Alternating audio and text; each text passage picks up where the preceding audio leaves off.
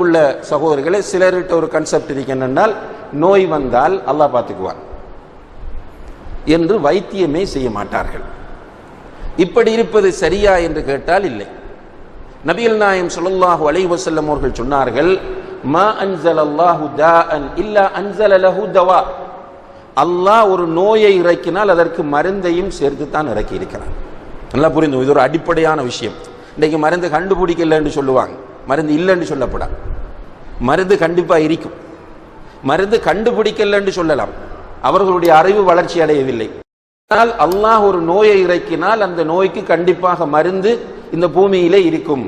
அதே போல அல்லாஹ்வுடைய தூதர் ஸல்லல்லாஹு அலைஹி வஸல்லம் அவர்கள் சொன்னார்கள், ததாவு, நீங்கள் நோய்க்கு வைத்தியம் செய்யுங்கள் என்று சொன்னார்கள். நோய்க்கு வைத்தியம் செய்யுங்கள் என்று சொன்னார்கள். அப்ப நோய் வந்தால் வைத்தியம் செய்வது என்பது மார்க்கம் வலியுறுத்தக்கூடிய ஒரு விஷயமாகும். என்றால் நம்முடைய உடலும் உயிரும் அமானிதமாகும்.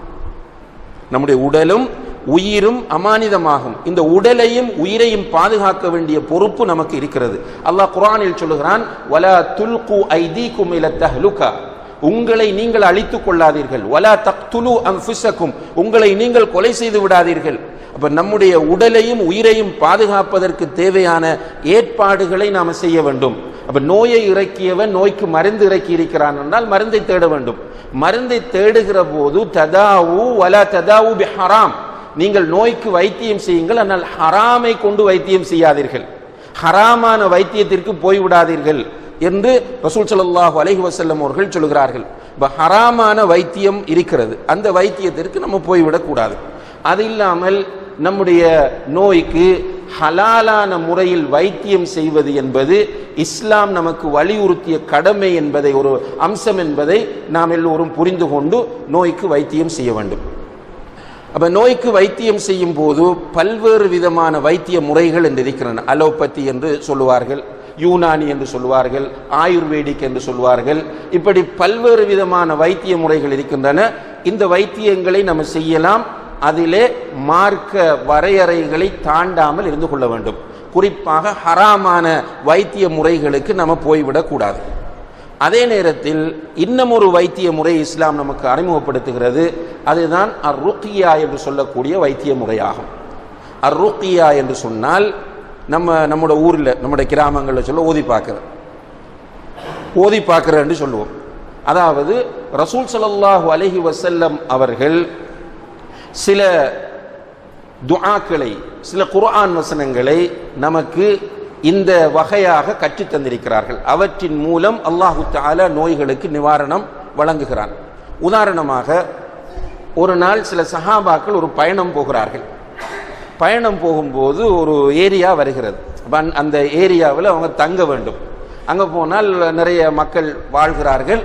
அவர்களிடம் போய் சொன்னார்கள், நாங்கள் இப்படி ஒரு பயணம் போகிறோம், இன்றைக்கு நைட்டுக்கு உங்களோட ஊரில் உங்களோட இதில் நாங்கள் தங்குறோம், எங்களை விருந்தாளிகளாக ஏற்றுக்கொள்ளுங்கள் என்று சொன்னார்கள்.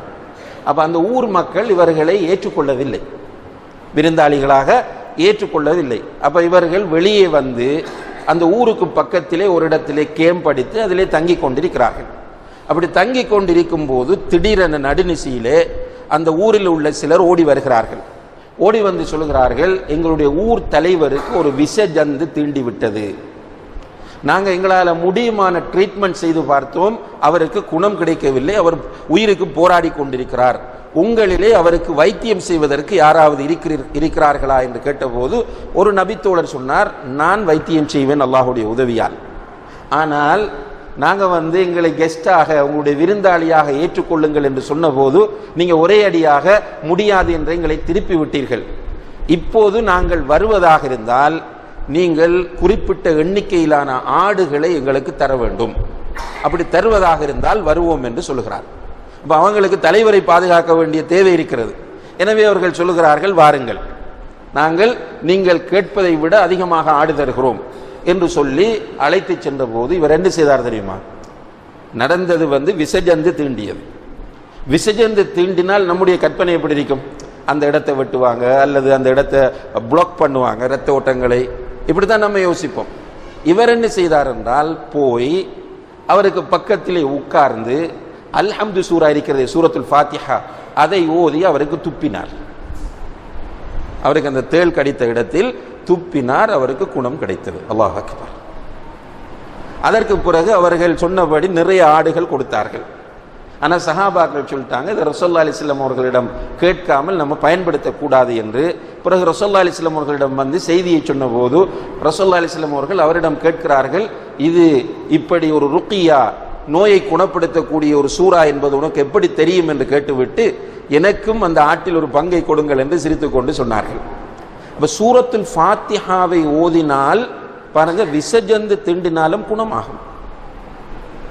இப்படியான சில துஆக்களை ரசூலுல்லாஹி அலைஹி வஸல்லம் அவர்கள் கற்றுத் தந்திருக்கிறார்கள். இங்க என்ன முக்கியம் என்று கேட்டால், பொதுவாகவே மருத்துவத்தில் சொல்லப்படக்கூடிய ஒரு அடிப்படை என்னவென்றால், ஒரு நோயாளிக்கு மருந்து 30-35 வீதங்கள் தாக்கம் செலுத்தும், 65-70 வீதம் நோயாளியுடைய நம்பிக்கை தான் பாதிப்பை ஏற்படுத்தும். இது மருத்துவத்தில் ஏற்றுக்கொண்ட ஒரு விஷயமாகும்.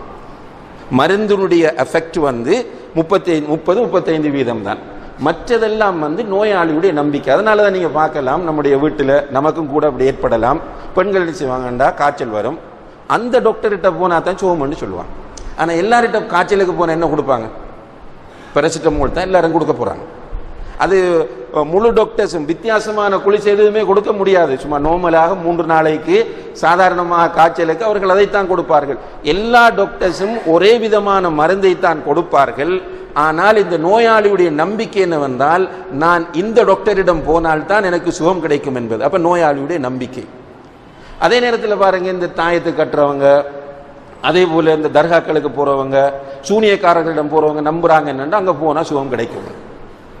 அதே நேரத்தில் சூரத்துல் ஃபாத்திஹாவை ஓதினால் சுகம் கிடைக்கும் என்று இன்னும் நம்ம நம்பல. இதுதான் பிரச்சனை. அல்லாஹ்வுடைய உதவியால நீங்க பிராக்டிஸ் பண்ணி பாருங்க, சுகம் கிடைக்கும். இமாம் இப்னுல் கய்யிம் அல் ஜௌசியா ரஹிமஹுல்லாஹ் என்கிற ஒரு அறிஞர், இமாம் இப்னு தைமியாவுடைய மாணவர், அவர் ஒரு அற்புதமான புத்தகம் எழுதியிருக்கிறார், அத்திப்புன் நபவி என்று. அது இங்கிலீஷில் ப்ரொஃபெட்டிக் மெடிசின் என்று மொழிபெயர்க்கப்பட்டிருக்கிறது. நபி ஸல்லல்லாஹு அலைஹி வஸல்லம் அவர்கள் கற்றுத்தந்த மருத்துவம் என்று சொல்லி அந்த புத்தகத்திலே அவர் குறிப்பிடுகிறார் என்ன என்றால், நான் மக்காவில் பல வருடங்கள் இருந்தேன். அங்கு இருக்கும்போது எனக்கு நோய் வந்த சந்தர்ப்பங்களில் எல்லாம் நான் 2 ட்ரீட்மெண்ட் தான் செய்தேன். ஒன்று ஜம்சம் நீர் அருந்தினேன், மற்றது சூரத்துல் ஃபாத்திஹாவை ஓதி ருக்கியா செய்தேன். எனக்கு நோய் எல்லாம் குணமடைந்தது என்று சொல்கிறார். அப்ப இவ்வாறான ருக்கியா ஷரஇய்யா என்று சொல்லக்கூடிய மார்க்கம் அனுமதித்த சூறாக்களை ஓதுவது, ஆயத்துகளை ஓதுவது, துஆக்களை ஓதுவது, திக்ருகளை ஓதுவது, இவ்வாறு நாம் நமக்கும் ஓதிக்கொள்ளலாம். நம்ம பிள்ளைகளுக்கு ஓதலாம், மனைவிக்கு ஓதலாம், மனைவி கணவனுக்கு ஓதலாம், நண்பர்களுக்கு ஓதலாம். ஹாஸ்பிட்டலில் ஒரு நோயாளியை பார்க்க போறோம் என்றால் அவருக்கு ஓதலாம். இதிலே ஒரு ஹதீஸ் வருகிறது, 70,000 பேர் கேள்வி கணக்கில்லாமல் சுவர்க்கம் செல்வார்கள். அவர்களில் பண்புகளில் ஒன்று, அடுத்தவர்களிடம் போய் ஓதி ஊதுங்கள் என்று அவர்கள் கேட்க மாட்டார்கள், எனக்கு ருக்கியா செய்யுங்கள் என்று கேட்க மாட்டார்கள் என்று ஒரு ஹதீஸ் வருகிறது. இதை வைத்து சிலர் நினைக்கிறாங்க ருக்கியா செய்யறது டோட்டலி ஹராம் என்று. அப்படி இல்லை. அது அவருடைய ஈமானுடைய தவக்குலுடைய உச்சகட்டத்தை காட்டுவதற்காக அல்லாஹ்வுடைய தூதர் சொன்னது கேட்காமல் இருப்பது. கேட்காமல் இருந்தால் 70,000 பேருக்குள்ள போகலாம், மற்ற பண்புகளும் நம்மிடம் இருந்தால். ஆனால் ஒருவரிடம் போய் எனக்கு ஓதி ஊதுங்கள் என்று கேட்பது தடையா என்றால் தடை கிடையாது. ஆனால் கேட்காமலே ஓதுவது நபி ஸல்லல்லாஹு அலைஹி வஸல்லம் அவர்களுடைய வழிமுறையில் உள்ளது. இப்போ நம்ம சொன்ன அந்த ஹதீஸ் இருக்கிறது, சூரத்துல் ஃபாத்திஹா ஹதீஸ், அது என்ன சொல்லுது? அவங்க வந்து கேட்டாங்க, இவங்க ஓதி ஊதினாங்க. அப்ப கேட்டால் ஓதி ஊதலாம், கேட்கலாம். அப்ப கேட்காமல நம்ம ஓதி ஊதலாம். ஆனால் நம்ம நம்பிக்கை வேண்டும், அல்லாஹ்வுடைய உதவியினால் சூரத்துல் ஃபாத்திஹாவை கொண்டு அல்லாஹ் பூரண சுகத்தை கொடுப்பான். அல்லாஹும்ம ரப்பன் நாஸ் அத்ஹிபில் பாஸ் இஷ்ஃபி அன்த ஷாஃபி லா ஷிஃபாஅ இல்லா ஷிஃபாஉக் ஷிஃபாஅன் லா யுகாதிரு ஸகமா என்கிற இந்த துஆவை ஓதினால் அல்லாஹ்வுடைய உதவியால் குணம் கிடைக்கும். ஒரு அந்த எல்டிடி காலத்திலே ஒரு மெடிக்கல் கேம்ப் நடத்தினார்கள். அந்த மெடிக்கல் கேம்பிலே கலந்து கொள்வதற்காக வேண்டி இந்தியாவிலிருந்து ஒரு டாக்டர் வருகை தந்தார். அவர் ஒரு எம்டிஓவர் வந்தவர். அந்த கேம்புகளுக்கு போய் வைத்தியம் செய்கிற போது அவர் எங்களிடம் சொன்ன செய்தி என்னென்றால், நான் எப்பவுமே ஸ்டெதஸ்கோப்பை பேஷண்ட்டுக்கு வைத்து பார்க்கிற போதே சூரத்துல் ஃபாத்திஹாவையும் இந்த அல்லாஹும் ரப்பன் நாஸையும் இன்னும் சில திக்ருகளையும் நான் ஓதிவிடுவேன். அதனால அல்லாஹ்வுடைய உதவியால விரைவாக குணம் கிடைக்கும் என்று சொல்கிறார். அப்ப இந்த நோய் வரும்போது நம்ம டாக்டர்கிட்டையும் போக வேண்டும், அதே நேரத்தில் இந்த ருக்கியா ஷரஇய்யாவையும் செய்ய வேண்டும். சில அற்புதமான நிகழ்வுகள் நடந்திருக்கின்றன. கேன்சர் நோயாளிகள், டாக்டர்மாய் கைவிட்ட நோயாளிகள் அல்லாஹ்வுடைய உதவியால் இந்த ருக்கியாவின் மூலம் குணமடைந்திருக்கிறார்கள். 6 மாதத்தினால் மௌத்தாகுவார்கள் என்று சொன்னவர்கள் 15-20 வருடங்கள் இருந்துவிட்டு மௌத்தாகியிருக்கிறார்கள். இங்கே நான் மீண்டும் சொல்வது என்னவென்றால், இந்த பிளசிபோ என்று சொல்லக்கூடிய நோயாளியுடைய நம்பிக்கை இருக்க வேண்டும். இங்கே ஒரு தாயத்து ஒன்றுமில்லை. தாயத்தை நீங்க அவுட்டு பாருங்க, அச்சிரகம் என்று நம்ம சொல்லக்கூடிய இந்த தாயத்தை அவுட்டு பாருங்க, ஒன்றுமே கிடையாது. சில நேரங்களில் ஏதாவது இலக்கங்கள் எழுதியிருப்பார்கள், 310, 786, 515, இப்படி சதுர குறியீடுகள் அல்லது பொட்டிகளை போட்டு அதுக்குள்ள எழுதி அதை சுற்றி மெழுகு சீலையால சுற்றி அதை நமக்கு நூலில் கட்டி தருவார்கள். அதுதான் அச்சிரகம், அதுக்குள்ள ஒன்றும் இல்லை. ஆனால் அந்த பொம்பளை என்ன சொல்றா, என்ற மகனுக்கு இவர்கிட்ட போய் அச்சிரகம் கட்டினத்துக்கு பிறகு குணம் கிடைத்து விட்டது, இப்ப புள்ள நிம்மதியா தூங்குறான். என்னென்றால் இது இவருடைய நம்பிக்கை, இது ஷிர்கான நம்பிக்கை. நம்ம டாக்டரில் நம்பிக்கை வைக்க முடியாது, மருந்தில் நம்பிக்கை வைக்க முடியாது. நமக்கு நம்பிக்கை என்னவென்றால், இப்ராஹிம் அலைஹிஸ்ஸலாம் அவர்கள் சொன்னது போன்று, வஇதா மரித்து ஃபஹுவ யஷ்ஃபீன், நான் நோய்வாய்ப்பட்டால் அவன்தான் எனக்கு குணத்தை தருவான்.